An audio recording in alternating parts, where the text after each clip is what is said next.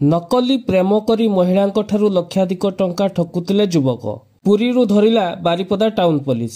ପ୍ରଥମେ ସାମାଜିକ ଗଣମାଧ୍ୟମ ଜରିଆରେ ପ୍ରେମ ସମ୍ପର୍କ ସୃଷ୍ଟି କରୁଥିଲେ, ପରେ ଲକ୍ଷାଧିକ ଟଙ୍କା ଠକେଇ କରି ଚମ୍ପଟ ମାରୁଥିଲେ। ଠକ ପ୍ରେମିକ ଜଣକ ହେଲେ ଯାଜପୁର ଜିଲ୍ଲାର ଜେନାପୁର ଥାନା ଅନ୍ତର୍ଗତ ରସୁଲଗଡ଼ ଗ୍ରାମ ପଞ୍ଚାୟତର କବାଟବନ୍ଧ ଗ୍ରାମର ତ୍ରୈଲୋକ୍ୟ ରଞ୍ଜନ ପାତ୍ର।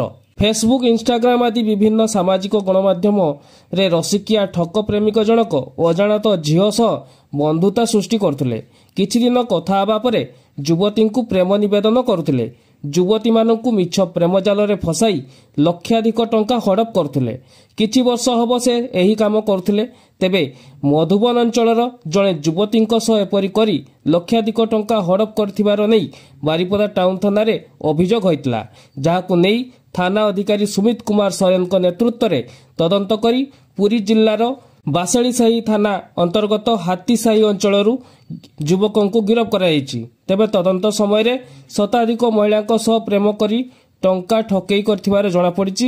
ଆଉ ଶେଷରେ ପୁଲିସ ହାତରେ ଅଭିଯୁକ୍ତ ଠକ ପ୍ରେମିକ ଧରାପଡ଼ିଛନ୍ତି। ଠକ ପ୍ରେମିକଙ୍କୁ ପୁଲିସ ମଙ୍ଗଳବାର କୋର୍ଟ ଚାଲାଣ କରିଛି।